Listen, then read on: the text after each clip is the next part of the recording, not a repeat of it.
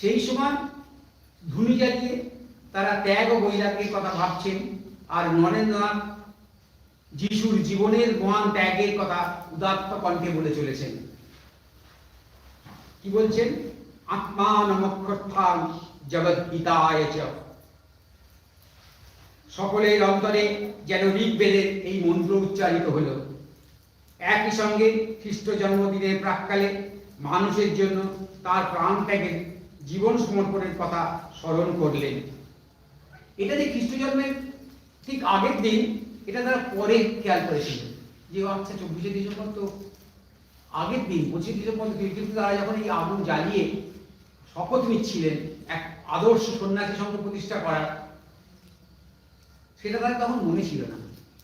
তারা পরে তাদের খেয়াল, আচ্ছা এই দিনে তাহলে আমরা এই দিনে এই শপথ নিয়েছিলাম।